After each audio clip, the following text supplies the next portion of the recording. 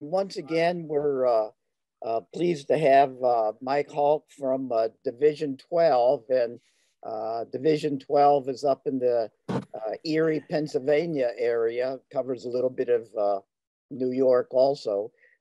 You might recognize that division because we've had a number of other excellent clinicians from the Division 12, and we appreciate them coming today. Please help me welcome Mike, and Mike, let you take it away. Okay, thanks. Yeah, this is going to be a little strange. I haven't done this on Zoom before, so it's hard to judge the room. So if my jokes are falling flat, just give me a wave or something, and I'll just move on. So I put this together as it says here, an introduction to static grass. This is not the be all and end all there, Fred, of static grass application. This was to demystify it for some of our members in our division that were a little bit leery of it or were newbies to the hobby. So press on here. So as far as I'm concerned, whoops, shoot, now it won't advance. There we go. As far as I'm concerned, the static grass is the eighth wonder of the world. I mean, once I started messing with this stuff, wow, this is really, really cool. This is really useful. It's really realistic. It's very versatile. So I've been very, very happy with the results I've been getting, but every time I go to use it or apply it, it changes. So it's a skill or an application in evolution here as I learn things and watch YouTube videos and learn more about it. So basically you want to turn this, which is, all the crap you have to have spread out to do scenery, into something that looks like this. This is from Martin Wahlberg's website. He's a European guy that supplies all these scenic materials. I kid that, even if you're doing one square foot of scenery, you're doing 32 square feet of scenery, you still need 100 square feet of crap spread out all over the basement. So I tend to do scenery in fits and starts. And this is the table I was using to monkey with static grass initially. So press on here. So I don't know, I've been in the hobby long enough. I remember I have this book. I dug this out of my archives here somewhere back in the 70s when I was a kid. Zip texturing was the be all and end all of scenic materials. Bill McClanahan did this scenery for Model Railroads book, and they used zip texturing with sawdust grass and colored tempera paint. That was the state of the art, back in the 70s. So I guess if you're modeling in the West, it looks okay. But now, with modern materials, we can really improve on these techniques. So back then it looked like that. Now we can get this. Okay, this is multiple applications. This is again from Martin Wahlberg's website of the different textures and colors and heights and lengths of these scenic materials we can apply to our scenery base to make it really look realistic. So we'll go back in time here a little bit. Where did this static grass come from? This concept of applying this? Well, we've known about static electricity since the 1660s. This guy, I guess, von Guericke, had his first static generator. I don't know if these were glass balls or amber or whatever they used to generate electricity, and he was monkeying around with that. However, back in the 1660s, there were no trains, so there was no model railroads, and so we had no need for static grass back then. So moving forward a little bit, several centuries, the first mention I could find of static grass in model railroading was in 1980, September 1980.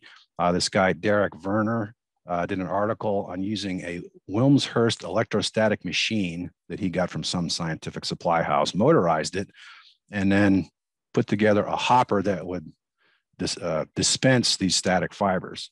So I don't know if anybody ever actually built this machine, but I thought that was kind of an interesting from a historical standpoint. That actually probably would work pretty good. It put out 75 kilovolts at a billionth of an amp. 75 kilovolts is a pretty good charge. So in theory, your results should be pretty good from this, but I don't know if you have this machine motor whirring around like some kind of Frankenstein device on your layout, if that's a good idea. There was a warning here. Go back. If I can go back, I guess I can't. Can I go back? I guess I can't. And there was a warning that if you had a cardiac issue, you should probably not be using this Wilmshurst machine.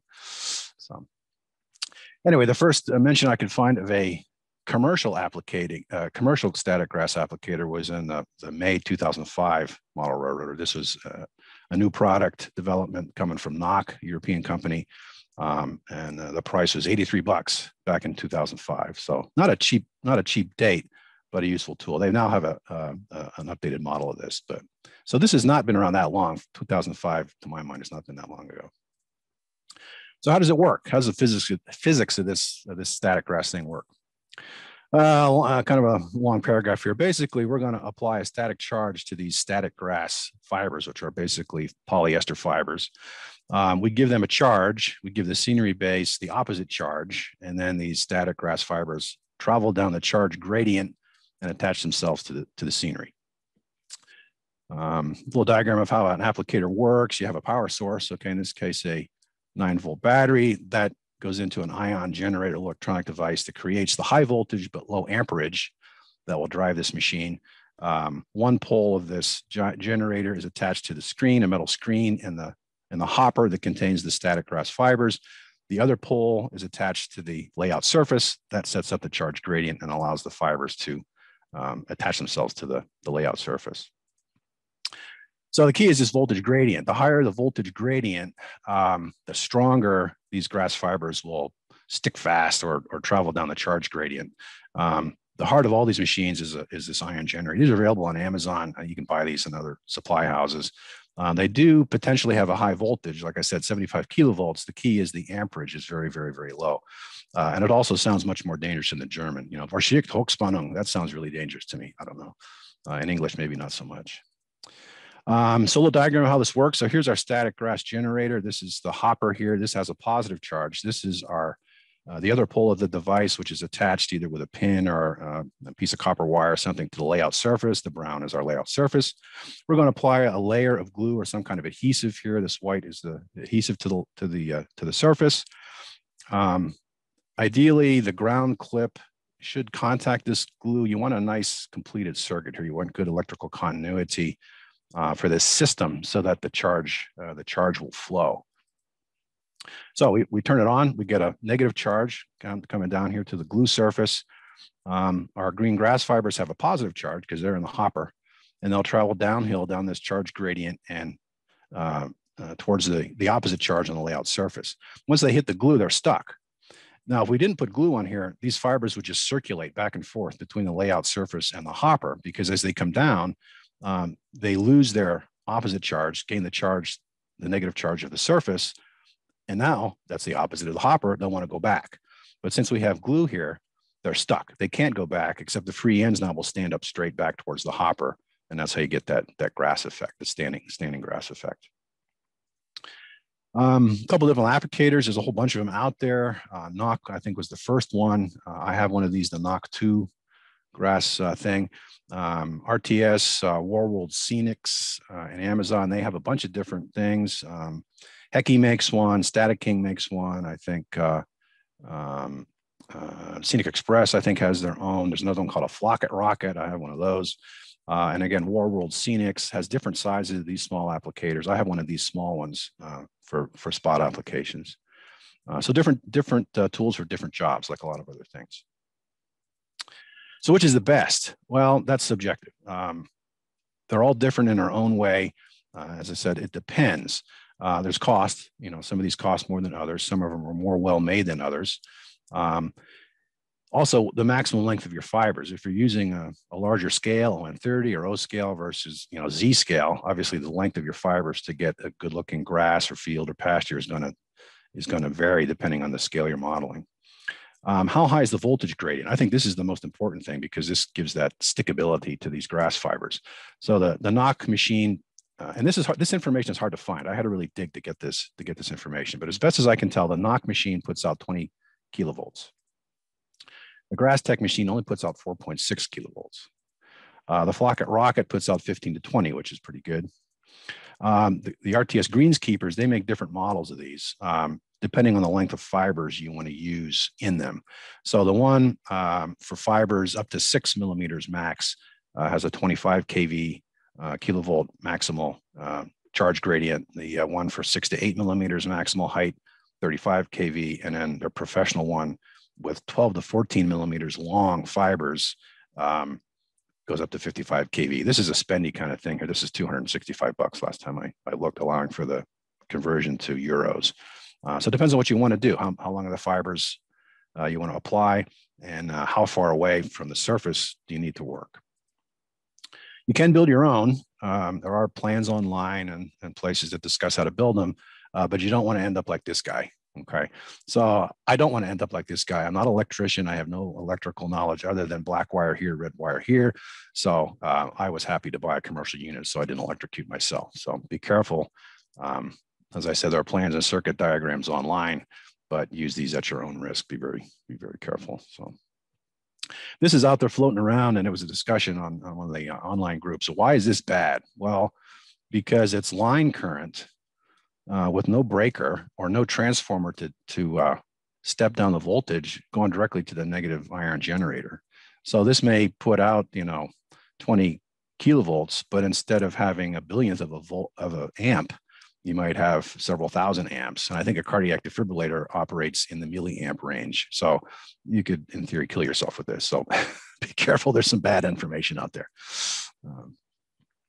Okay, so we'll talk about the flock that we use here, or the fibers, the grass fibers themselves. They vary in length from 2 millimeters up to 1.6 centimeters or 16 millimeters, depending on the manufacturer and your supplier. Again, intuitively, the longer the fibers, the larger your scale potentially, or the deeper the brush if you're working in a smaller scale. You need more open screening on the applicator if you're going to use longer fibers. And by the same token, if you're using smaller fibers, you want a finer mesh because otherwise it'll just fall out. It won't charge, and then you'll just dump small fibers all over your layout. You can get all kinds of varying colors now. There's all kinds of varying manufacturers out there. Different brands have different colors and different lengths. It's almost mind-boggling now the choices out there. This is from an online supplier, different manufacturers. There's Knock, there's Bush, Hauk makes some, Faller makes some. They're all different colors, different color spectrums and palettes, depending on the time of year, the length, the colors you want, your layout lighting. The combinations are almost infinite, really. I've noticed that they vary in chargeability a little bit. The European stuff, the Knock and the Hauk, seem to charge pretty well. They have a good, they hold a charge and travel down that gradient to the layout pretty well. The Woodland Scenics, not so much. And I'm not sure if it's a function of what the Woodland Scenics fibers are made of or their length. The Woodland Scenics materials, I think, are fairly short. They're 2 to 3 to 4 millimeters long. And they just don't seem to stand up very well. And I'm wondering if it's the stuff they're made out of. I have not used their new field system at all, so I have no experience with that. That might be a little bit better. But again, your mileage may vary for that. Okay. So some techniques I'll touch on here. There's all kinds of information and YouTube videos out there. Actually, I just watched a YouTube video this morning. I learned something, and I'll touch on that in a second here. And what works for me on my layout may not work for you. So you need to experiment with these things a little bit. And if you learn something, let us know. I mean, that's how we advance in the hobby here. So this is how I do it. So basically, I have a scenery base, and then I put some paint or ground goop on that. I originally did this as a hands-on clinic, so I have these demos I would pass around, and then at the end, I'd let people mess with different grass applicators. We can't do that obviously here. So these are the demos I would pass around. So this is my scenery base. This is just dried ground goop. Oftentimes I'll put on a layer of Woodland Scenics fine green. Most places, if you get down to the weeds towards the dirt, it's green. It's moist down there. So you want a deep green base as your foundation. Then once that's dry, I'll put on a layer of thin white glue on top of the foam, the dried foam. A little sidebar here. I use a lot of white glue. It's cheap. You can buy a gallon of this at Lowe's for, I don't know, 20, 25 bucks or something like that.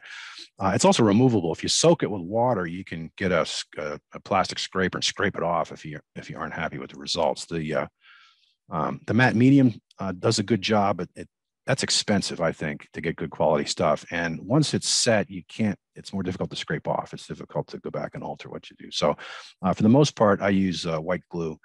I would avoid school glue. I found that the school glue is not the same as the glue all. The school glue, I was told later, has starch in it. I don't know if that's so grade school kids can eat it and not get sick. I don't know. But when it dries, it tends to have a white film behind. And that's really difficult to remove. So if you're shopping for this stuff, look for the glue all, not the school glue, just as a tip. Okay, so then like I said, I may use ground foam as a base, and then I'll add the static grass. And then you can layer the static grass.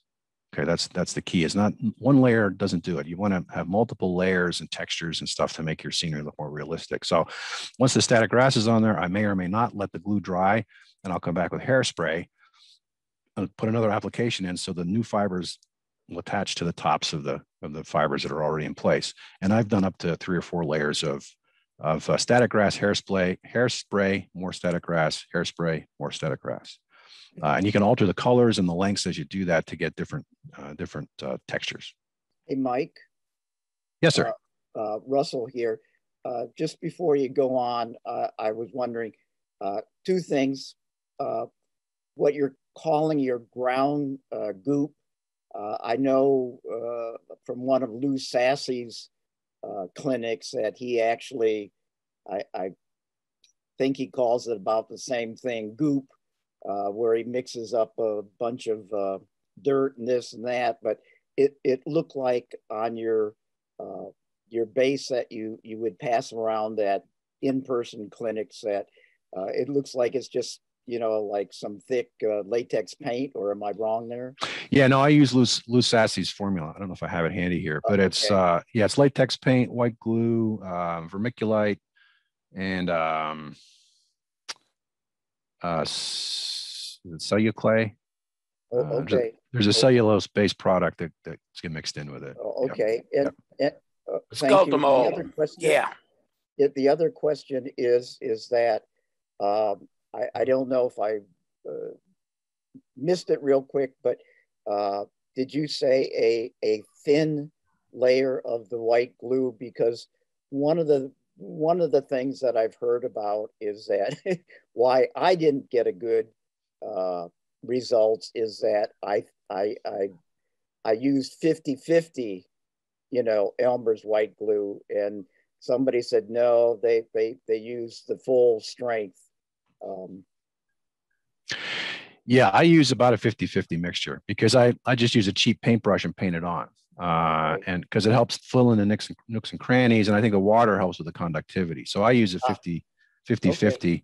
I think it dries a little quicker. You know, you don't get that sort of mounded effect sometimes if the white glue is kind of gloppy or thicker, you know. So yeah, I've used 50-50. Okay, thank you. Yeah. Okay. Any other questions at this point? Am I going too fast, or are we okay? You're doing fine. I have a quick question though, Mike. Sure. What does hairspray do for us? Hairspray is basically liquid cellulose, and when the carrier evaporates, it's a glue. It's sticky. So instead of painting white glue or white glue mixture over grass that's already there, the hairspray is a mist, and it puts little beads of this adhesive on the static grass fiber. So when you put the next layer on, they latch onto each other, hopefully at the top, because of that static charge. And so you can build up these layers of deeper grass, if that makes sense. Yeah. Do you have a favorite brand? I'll get right to that now that you mention it. I use Aquanet. Oh yeah. This is the cheapest. It's like it's probably up to like, I don't know, $2.99 a can or something like that. At Wegmans, our local grocery store. It's relatively inexpensive. This has the high hold, you know, extra super hold. So, you know, all weather. Plus, you know, yeah, all weather. Yeah. All weather. Yeah. I don't know what that means. It's supposed to be unscented, but it does have an odor. It does get a little oppressive if you're covering a big area of scenery, but my grandmother used to own her own beauty shop. So that smell doesn't bother me too much. It takes me back to my childhood. So, but, you know, if your room is not well ventilated, you know, it can get kind of unpleasant. But this is what I use. And it's water. This is also water soluble. So if you don't like your results, again, you can mist it with some water, with a little bit of detergent in it, let it sit for a couple, 10, 15 minutes, and then you can scrape it off with a plastic scraper. So yeah, I use a lot of this Aquanet for different purposes. And Mike, Russell, one more. So is this then an aerosol versus the pump type hairspray, or yes, yeah, it's an aerosol can. Yep. And so you recommend some aerosol versus the pump stuff? I have not compared them side by side. I think the aerosol puts out a finer mist, and so you get little tinier beads of the hairspray on the fibers themselves, I think, rather than big droplets. I would guess. Yeah. Okay. All right. Thank you. Okay. Sure. No breathing it in though, Russell. Yeah. Yeah. Yeah. I don't know. Maybe my lungs are full of cellulose. I don't know this. All right. Anyway, so layer hairspray, more static grass hairspray up to the point where you're satisfied or you run out of material, and repeat. So again, here's one of my demos here. So here's our 4mm autumn mix. I think this is from Hauk or Hauk. This is 6.5mm. I may have layered some extra long fibers, more tannish fibers on top to give a little denser effect. Again, this is for illustration. And then you're not done yet. You can still put final touches on top of this layered, multi-layers of grass. More ground foam. You can put in bushes. I take the leaf material like Hauk or the Scenic Express Super Leaf material. I'll put that in a little folded 3x5 card, spray a little focal area with the hairspray and just gently blow on some of this leaf material. So it gives the effect that there's seed pods and bigger weeds with bigger bushes and that kind of stuff there. You can add small trees. I save all my scrap material from my super trees and use that for little bushes and things, put the leaf material on that. So you get this kind of effect here. So here's our late summer grass, and then here's kind of the autumn thicker grass with these other effects with bushes and, you know, little ground foam tufts, and then blown on leaf material, blown on ground foam. So again, the bottom line is you want multiple layers of these scenic materials to give you depth and a certain amount of realism. So some other tips and hints.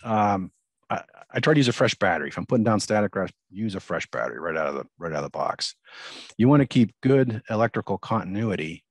So you need to keep your contact clean. As dried glue will insulate the electrical charge, and so you won't get a good circuit. So you won't get a good charge gradient.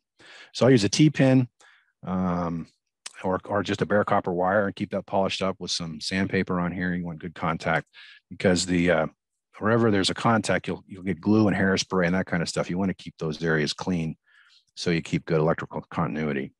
The other thing is you want these contacts or your T-pins close to your work. You don't want them stretched out 3 feet away because you know, the charge, there's a certain amount of resistance in the scenery and your dilute white glue and whatever you're using. And so if you don't have a good charge coming in, you're not going to get a good charge gradient, and you're not going to get a good result with your grass. So I try to keep that relatively close to where you're working. I pick the T-pin up, stab it close, and if I'm moving over, I'll pick it up and stab it close and just kind of keep moving like that. The other thing I've found is if you, when you're ready to go, and you got the applicator, your hopper full of grass, is give it a couple of shakes. Don't, not upside down, but upright. Shake it a couple of times. That moves the fibers around, gets them against the metal pole that's in there, and gives those fibers a little better charge, I think. So I usually give that a quick shake, and then I start to apply my grass. So the grass will stick where the glue is, obviously, and you want to avoid uniformity. I mean, I don't try not to paint this stuff on, like I'm painting a wall, uniform. You want to glop it here and glop it there and let it seep in. And grass and in real life, nature is not uniform. So you want different areas of different colors. Obviously, you want to follow nature. So lower areas are damper, and that will be lusher and greener, deeper grass. This is from Dan Risden. This is his, he gave me permission to use this. This is a Fremo module, and you can see this is really well done. He has this low area here, this swampy area with some standing water, swampy water, and the grass is thicker and darker green in there because there's more water. As it gets up higher towards the roadbed, of course, it gets browner and drier and isn't quite as lush. So this is a nice effect, and you can get this with these static grass applicators. You want to keep the device fairly close to your work. You don't want to be 3 feet above your layout, hoping it'll get. You want to be really, really close, because I think from a physics standpoint, you're working with the inverse square law. So the power of this charge gradient diminishes as the square of the distance. So if you move 2 inches up, you're losing 4 times the power of the charge gradient. Now, if anybody in the audience has a degree in physics or math, I'm playing kind of fast and loose here, so don't crucify me, but you want to keep the work pretty close. As your grass goes on, if you listen, you can kind of hear a little hiss, and that's the fibers going down and attaching themselves to the surface. And if I'm applying the grass and I kind of hear this or feel this little hiss going on, I know I'm getting pretty good results. I got a good battery, I got good continuity, and the charge is working. I usually wait 10, 15 minutes or so, let the glue set up a little bit once I've got the grass on there, and then come back with a vacuum. that recovers your excess material. And this stuff, these packets of static grass are, they're almost the price of the equivalent weight of high quality Colorado weed. So, I mean, you want to make sure you recover that if you can. So I just put a stocking over the end of my shop vac and get down. You don't want to be so close that you're sucking the grass right off, but you want to suck it pretty close. And that also helps these fibers stand up by vacuuming up your excess. Okay. And again, it saves the material though. This stuff is not exactly cheap, and I try to reuse it if I can. The other thing is look at photos and follow nature. You know, the important thing is layers, and more layers. Some of the places on my layout have up to, you know, 3, 4, 5 layers of different scenery materials. You want to vary the length, the color, and the coverage of these materials. Again, nature is not uniform. Avoid uniformity. So this is, again, from Martin Welberg's site. This is his materials all layered. You can see all the different colors and thicknesses and lengths and the stuff of his scenic materials. I mean, I want to spray myself with off before I even look at this picture. I don't want to get ticks by even looking at it. So you can get some pretty good effects. So this is a kind of an illustration here of how I did it on my layout. This is the most recent scenery project I took on. So you can see the progression here. So this is the plaster impregnated gauze over cardboard webbing. And, you know, it's a standard technique. Ground goop, loose Assay's ground goop over top of that. The black areas are where I'm going to just put puffball trees. So there's not going to be anything but any grass there. I work back to front. You know, I was tinkering with the backdrop, try to get the good backdrop here. And then here's my first layer of ground foam over top of the ground goop. Once that's dry, a couple applications here of a darker green, and then I layered a more tan color because I want this to be like a pasture that's almost in mid-September, almost ready for the last cut of the hay harvest. So I layered some tan stuff over top of that. Some of this is just other ground foam materials from Scenic Express. Again, multiple layers of things, multiple textures. I put a layer of darker green along the slope here, and then where the high areas are, I came back and just did spot applications of longer, more tan stuff. Again, the valleys get more water, they're darker.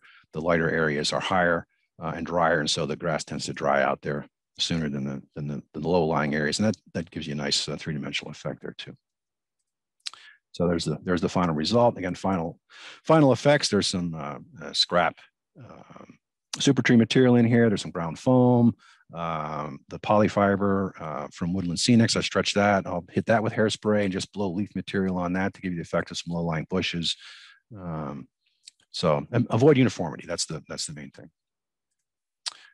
Okay, so another thing you can do is you can make your own grass tufts if you want. Okay, the commercial tufts, you can buy them. They're handy, but they are expensive. This is from the Walder's online catalog here. So current price here, I forget how many you get. 104 for $29.99. They're basically, till you pay the shipping, they're almost a quarter a piece. So every time you put down one of these grass tufts, it's like laying a quarter on your layout. I mean, that gets expensive real fast. So you can use these grass applicators to make your own. So what I do is use a metal pan. My wife conveniently donated to the cause here. I use parchment paper like she uses for baking, some white glue. Though you can use, this is where I may use the matte medium, because the matte medium is pretty flexible and dries flat. Either or. And then you apply your fibers as usual here. And then you can fix in place with hairspray and layer it just like you can on a layout. So here's my pan, a little parchment paper. I do put a couple of drops of water underneath this because I'll clamp the free pole of the machine to the metal pan so that we get good electrical continuity through the water and the parchment paper from the pan. Lay it down flat.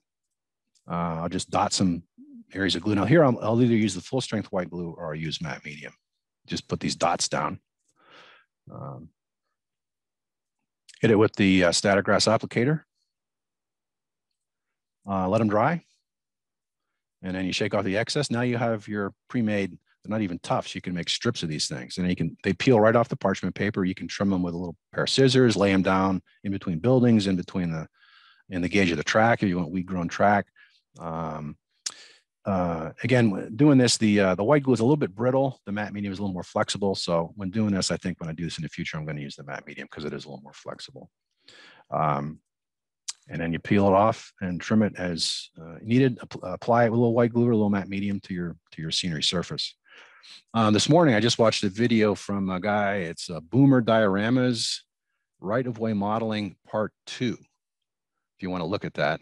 What he does is he makes a whole, like he buy these grass sheets from Martin Wellberg and these other places. He does the same technique with this. He just covers the whole parchment sheet with matte medium, puts down a layer of dirt or cinders, lets that dry, puts down another layer of matte medium, and then he starts putting his static grass down. So you can make a whole mat of this stuff and then peel it right off the parchment paper, stretch and peel apart the matte medium, and just glue it to your layout. So those sheets of stuff from Scenic Express and Martin Wellberg are pretty expensive. So this is a much cheaper way to do it. So again, we want to follow nature. So anytime, we're driving down the interstate, I might be shooting cell phone pictures out the window of the farms and the mountains and stuff, just to get an idea of how things really look in nature. So here we have multiple textures here. Here's a mowed pasture. Here's a pasture. There's thick grass along the sides, different colors of weeds and things growing here. There's low bushes, low trees. You get up towards the fields here. There's all kinds of different varying textures and stuff. Wherever there's water, there'll be vegetation to varying degrees. Here you have different thicknesses here. Here's really thick, lush grass along I-80 here. Right in front here is where the state cut it. So you can see the difference in height and the temperature. The color, I'm sorry. This is from Trevor Marshall's S-scale layout. You can see how he's got static grass in the sort of late summer, autumn along the tracks here. He's got leaf materials laying under the trees. He's got grass in between the ties. So really nice result. Again, this is Steve Mallory's layout down on Harrisburg. He's got multiple layers of ground foam and static grass and other textures here. It looks very effective. This is our Rob Bennett in our division. This is his little farm scene here. Again, he likes using this Martin Wellberg and these European suppliers sheets. He cuts these up. So he's got crops, he's got grass, he's got weeds growing along the embankment here, tapering and blending in with his backdrop. So all kinds of varying textures and colors and heights of vegetation. So again, just avoid uniformity. So, all right, how are we doing? Questions? I think that's about all I got there. Hopefully it was worthwhile.